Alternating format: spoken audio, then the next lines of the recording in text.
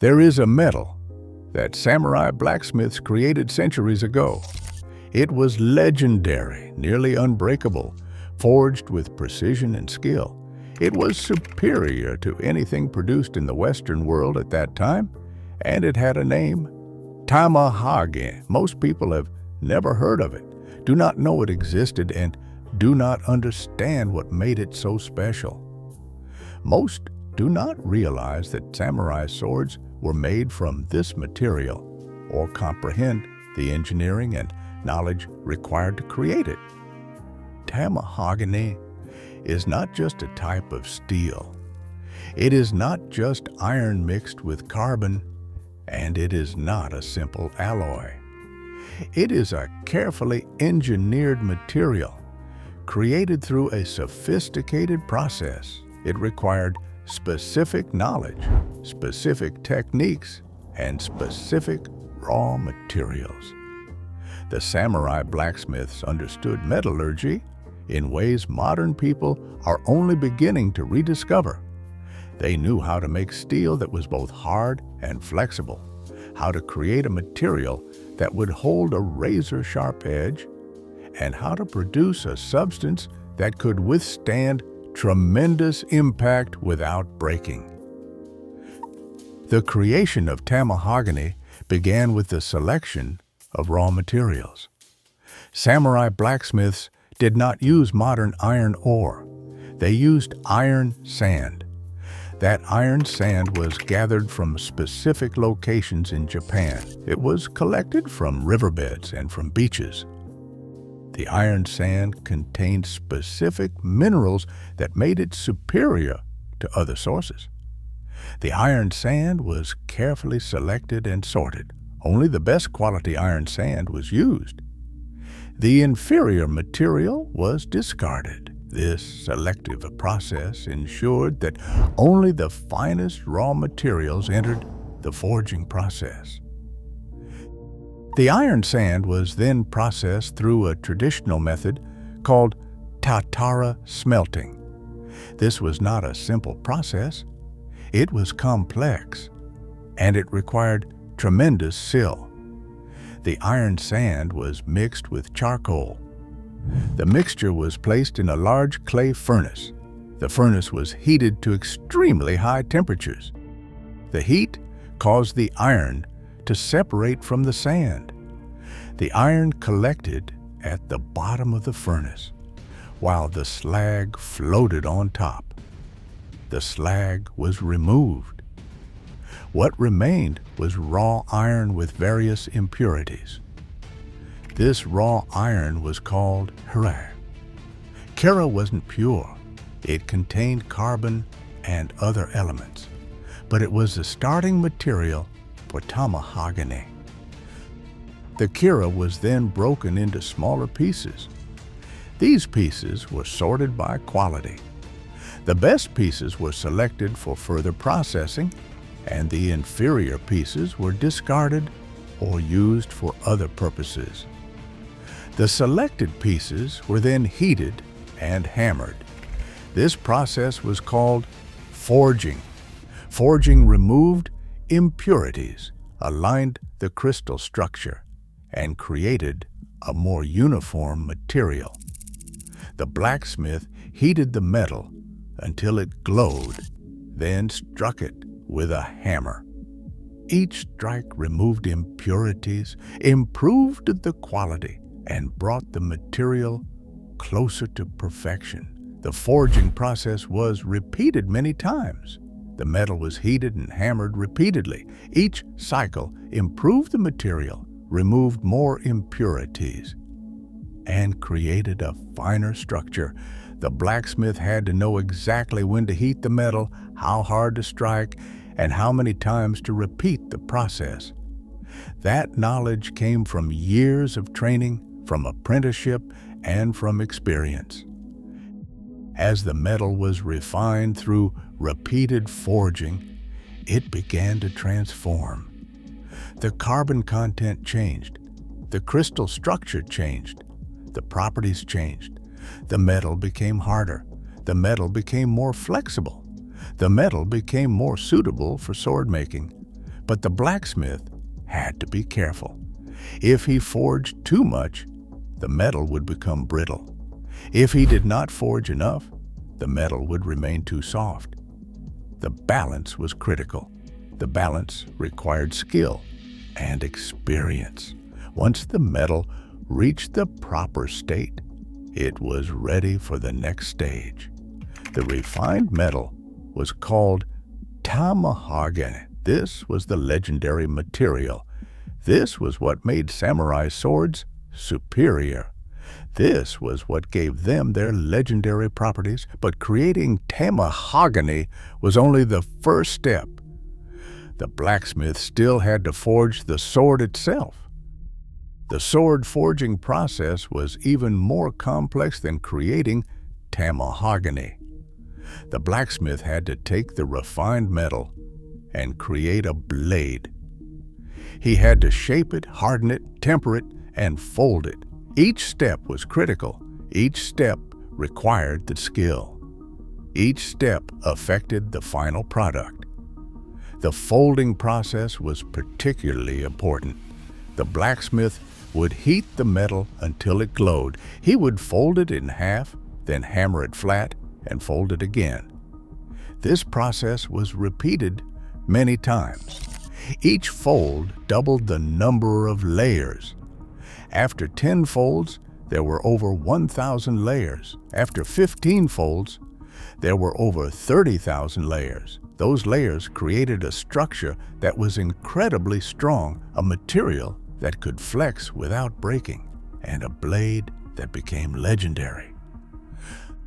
The hardening process was equally important. The blade was heated to a specific temperature, then plunged into water or oil. The rapid cooling hardened the steel, but the hardening had to be controlled. If the blade cooled too quickly, it would become brittle. If it cooled too slowly, it would not be hard enough. The blacksmith had to know the exact temperature, the exact cooling medium, and the exact timing. This knowledge came from experience. It came from tradition. It was passed down through generations. The tempering process refined the hardness. The hardened blade was heated again, but this time to a lower temperature. Tempering removed some of the brittleness and made the blade more flexible. Tempering balanced hardness with flexibility. The result was a blade that could hold an edge, withstand impact, and become legendary. Tamahagane's properties were remarkable. The steel was incredibly hard, able to hold a razor edge that could cut through armor and bone, yet it remained flexible, able to bend without breaking, absorb impact, and recover from deformation. That unique combination of hardness and flexibility is what made samurai swords superior to swords from other cultures. A Tamahagane blade's sharpness was extraordinary. Properly forged and heat-treated, its edge could be only a few atoms thick, letting it penetrate materials other swords could not, slice through armor, and cut multiple opponents. That sharpness came from the quality of the steel, the skill of the blacksmith, and the precise heat treatment. The durability of a Tamahagane blade was remarkable. A properly forged blade could last for centuries. It could be used in countless battles, passed down through generations, repaired and resharpened, and still maintain its properties. The durability came from the quality of the raw materials, from the careful forging process, and from proper heat treatment. The flexibility of a Tamahagane blade surprised those unfamiliar with it. A properly forged blade could bend significantly without breaking, absorb impact without shattering, and recover its shape. That flexibility came from the layered structure created by folding and from careful tempering. That flexibility is what allowed the blade to survive in combat. The weight of a Tamahagane blade was carefully balanced. It was neither heavy nor light. It was balanced so a warrior could wield it effectively. The balance came from the shape of the blade and the distribution of metal. That balance allowed precise control and enabled powerful strikes. The creation of Tamahagane required tremendous knowledge. A master blacksmith had to understand metallurgy, heat treatment, crystal structure, and the properties of different materials. He also needed to know how to combine metals and how to create the precise physical properties the blade required. This knowledge was sophisticated and it was advanced. It emerged from centuries of experimentation and refinement. The creation of Tamahagane also required tremendous skill. A smith needed steady hands, sound judgment, patience, discipline, dedication, and years of training. He had to have years of practice and experience.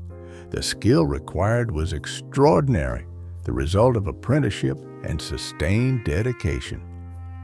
The creation of Tamahagane required specific raw materials. The iron sand had to come from particular locations. The charcoal had to be of high quality. The water or oil used for cooling had to be appropriate. The clay for the furnace had to be suitable, and the tools had to be properly made. The workshop environment had to be controlled. These specific materials were not available everywhere or to everyone, and they are what made Tamahagane production possible only in Japan. The knowledge of how to create Tamahagane was closely guarded.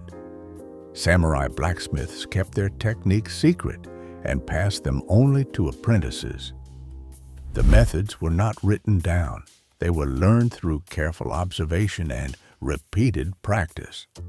These techniques were protected because they were valuable, the source of a blacksmith's power and prestige. The decline of Tamahagane production is a sad story.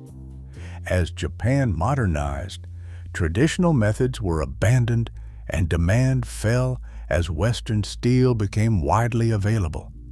Many master blacksmiths died without passing on their knowledge, and factories gradually replaced artisans. The craft disappeared, and the knowledge of how to create Tamahagane was nearly lost, with the tradition almost extinct. Today, only a few blacksmiths still know how to create Tamahagane. They are elderly and few in number. They are trying to pass on their knowledge and preserve the tradition to keep the craft alive. Their efforts are necessary. They are the only thing standing between preservation and the complete loss of this knowledge. Some modern researchers are studying Tamahagane. They analyze its structure and test its properties. They are working to understand how it was made, to reverse engineer the process, and to document the knowledge. Their work is important, and it is helping to ensure these techniques are not completely lost. If you could hold a Tamahagane blade, if you could feel its weight, if you could see its edge, if you could understand its properties, you would understand why the samurai valued it. You would understand why it was legendary. You would understand why it was worth the effort to create. You would understand why the knowledge was so carefully guarded. The Tamahagane represents more than just a material. It represents knowledge. It represents skill. It represents tradition. It represents the ability to solve problems. It represents the ability to create something superior. It represents the wisdom of ancient people. It represents a way of thinking that modern society has largely abandoned. It represents an approach to craftsmanship that values quality over quantity. It represents a philosophy that values excellence. The loss of Tamahagane knowledge is a significant loss. It means we have lost a technique. It means we have lost a way of thinking. It means we have lost a connection to our past. It means we have lost the ability to create something that was superior. The preservation of this knowledge is important. It could help us create better materials. It could help us understand metallurgy better. It could help us appreciate the skill of ancient craftsmen.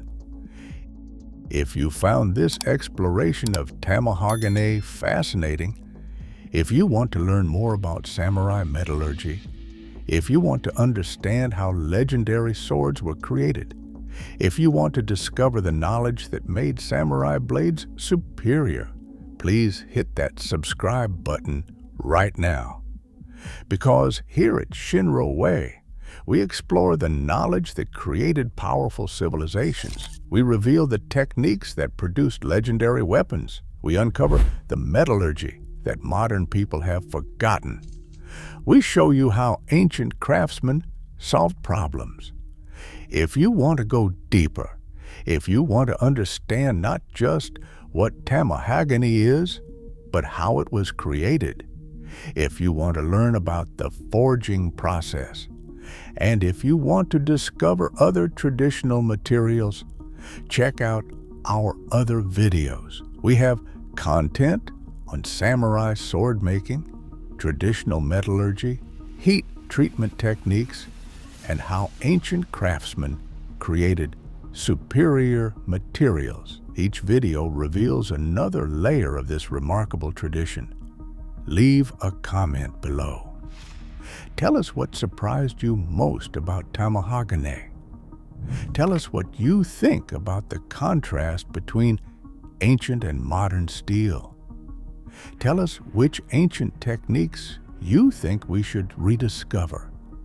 Tell us about your own experiences with traditional craftsmanship. Tell us what questions you have about metallurgy. Your comments help us understand what resonates with our audience. Your engagement helps us create better content. Your feedback shapes our future videos. And if you really want to support our mission to preserve and share ancient metallurgical knowledge, consider becoming a channel member. Members get early access to new videos. Members get exclusive content. Members get behind-the-scenes looks at how we research these topics. Members become part of our community of people who are passionate about understanding history, metallurgy, and craftsmanship. Members help us continue this important work of preserving and sharing ancient wisdom. Thank you for watching. Thank you for being curious about how ancient craftsmen created legendary materials. Thank you for caring about understanding the wisdom of the past. Because understanding the past helps us solve the problems of the present.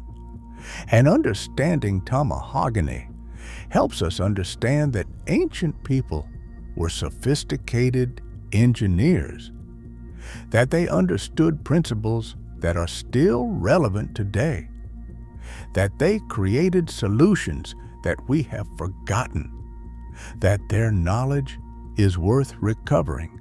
Remember, Tamahagane was not magic. It was knowledge. It was technique. It was understanding principles. And it was applying those principles effectively. It was respecting raw materials. It was working with nature rather than against it. And that is a lesson we can all learn from.